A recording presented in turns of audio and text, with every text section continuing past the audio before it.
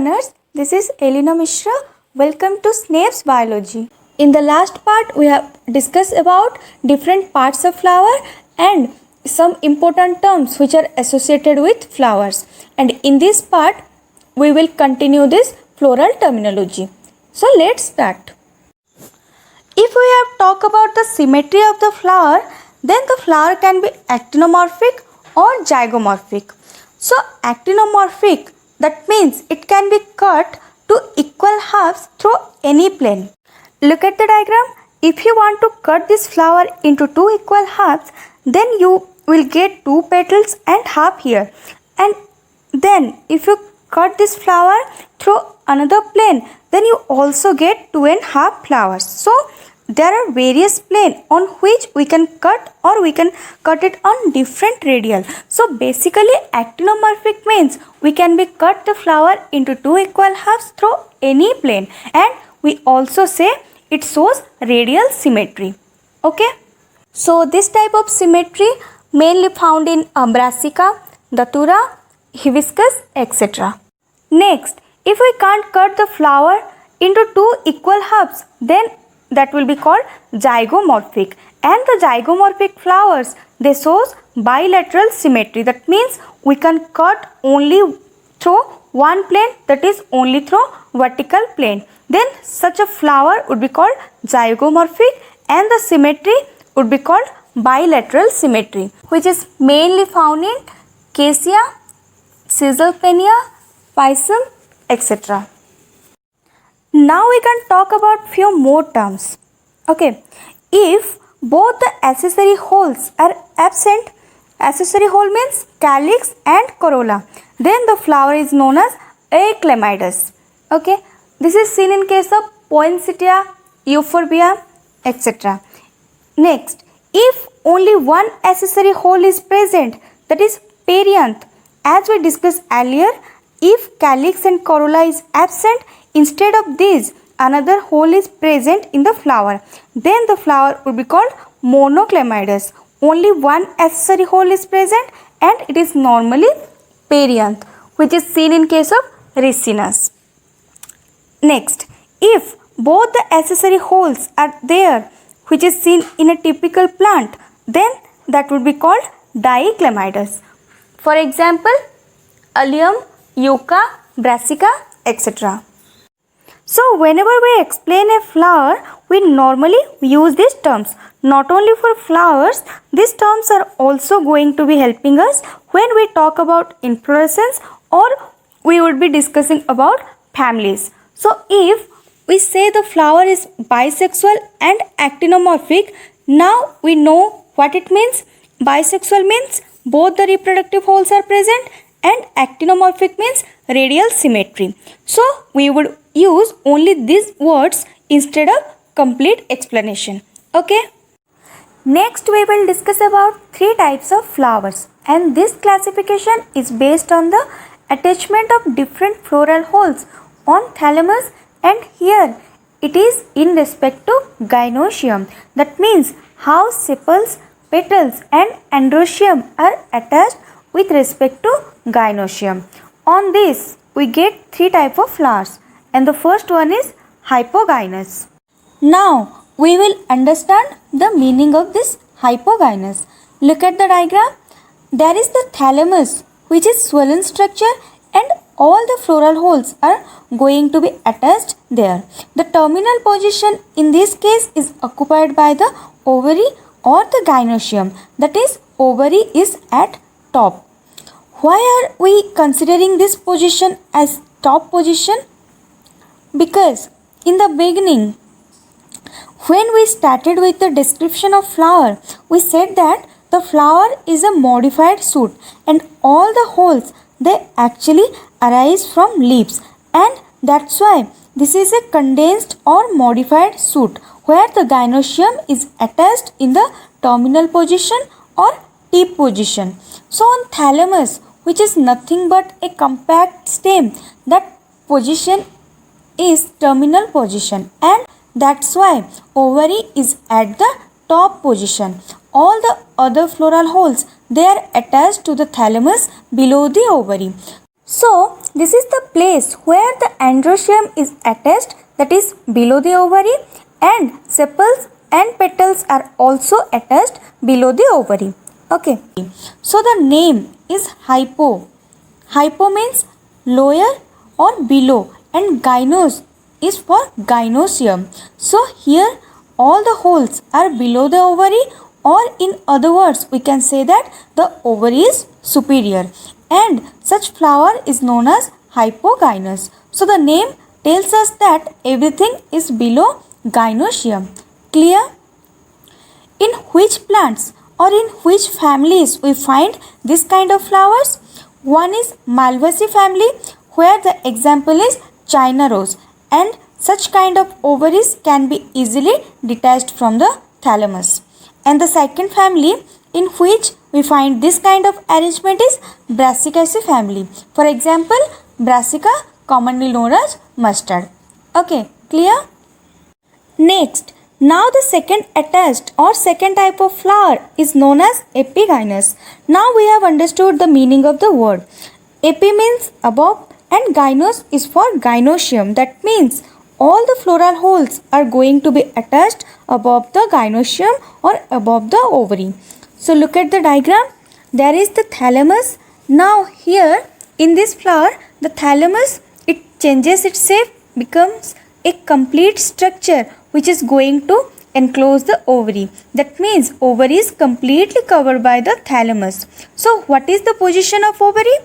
Position is at the lower part. So all the floral holes are above the ovary. That means ovary is inferior. So one example is apple. We have seen a vertical section of apple. When we cut apple, then this is what visible to us is in the center we find a spindle shaped structure. In this spindle shaped structure are the seeds. So the inner spindle shaped structure is actually the ovary, which has changed into the fruit, and the outer part which we actually eat is the thalamus. That's why we call the apple false fruit. So if you are eating the ovary, you are eating the real fruit. But if you are not eating the ovary and eating something else other than ovary, then it is called false fruit. Clear? Now, how is this fruit formed? The ovary is inside and the thalamus has covered everything, and the other holes are present above it. That means in this case the ovary is inferior and all the floral holes are above the ovary. Clear? Now coming to the second example is sunflower, which is the member of Asteraceae family. Okay. Now coming to the third type of flower. Third is known as perigynous. In case of perigynous, peri here means around and gynous means gynoecium. So here all the floral holes are present in the same level, origin wise and position wise. In origin wise, ovary is present at the top, and position wise other three holes are also present in the same level. So in this case we call the flower half superior and half inferior. Here the thalamus has become a cup shaped, and the arrangement of the ovary is present in this cup shaped thalamus, and all the three floral holes are present around this cup shaped structure. Clear?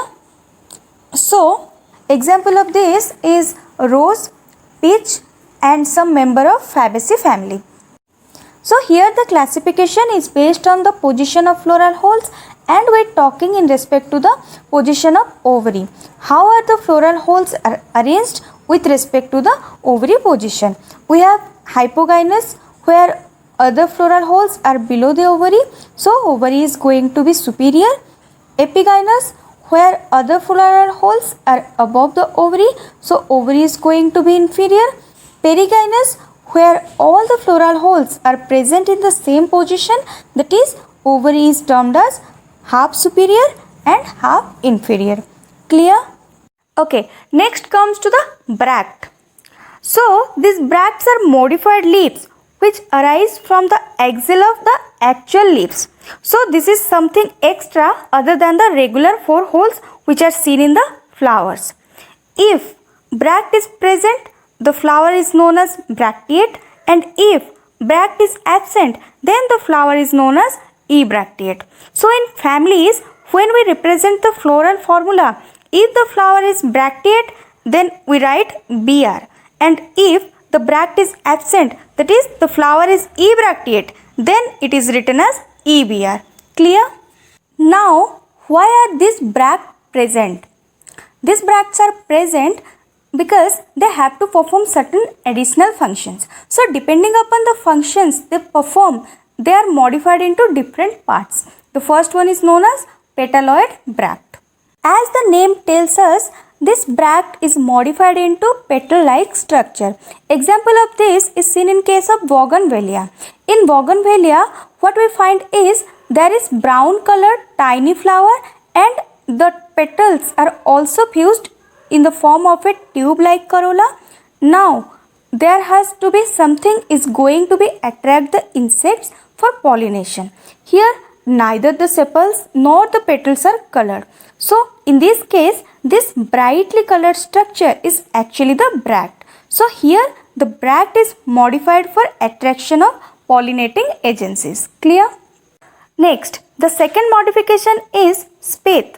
So, spathe is again a brightly colored structure. This is normally seen in spadix inflorescence, which is seen in case of banana and maize. So, now what do we see in case of banana? There is an axis, and on this axis there are sessile flowers. Lower part of this axis has female flowers and upper part has male flowers, and these flowers are very tiny and not showy. And again, to attract the agencies for pollination, something has to be brightly colored. And what is that structure which is brightly colored? Is the bract. And this bract is basically covered the entire part. So we normally call this structure as spathe. Next, the third modification is known as glume. These glumes are seen in case of wheat. In case of wheat, what we find is in inflorescence part, this bract which gets modified into dry scaly structure, and in the axil of this grows the inflorescence. So here the glume or bract is performing the function of protection. Clear? One more modification where we call the bract as involucre. So involucre are green color bract only, but it covers the complete inflorescence. We have seen sepals are the structures which protect the flowers, where the flowers are in the form of buds. But in the sunflower, look at the diagram, there is the receptacle, the ray floret are present at the peripheral part, and the disc floret are present at the middle. So sunflower is not one flower, there are hundreds of flowers, the cluster of flowers.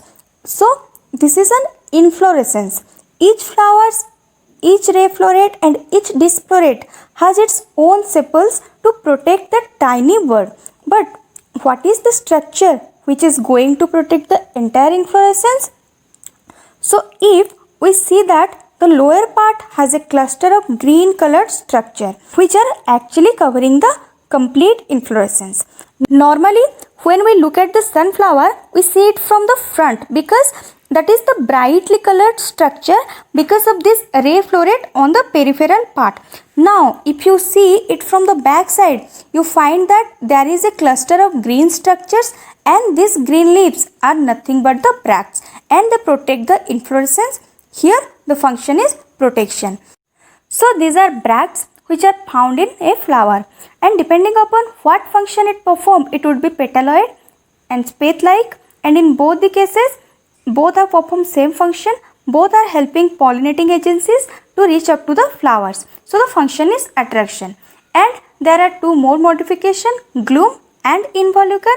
In glume, it is in the form of dry scales, and in involucre, it is in a form of green structure. They looks like sepals. So here the function is protection. So bract is a compulsory structure that every flower has to have it. It totally depends upon the need of the flower, and it would get modified to perform specific function. Otherwise, the flowers are ebracteate, where the petals are brightly colored and sepals are also perform their normal function. Clear? Next we will discuss about calyx. So don't forget to like, share and subscribe to our channel and press the bell icon for more updates. Thank you.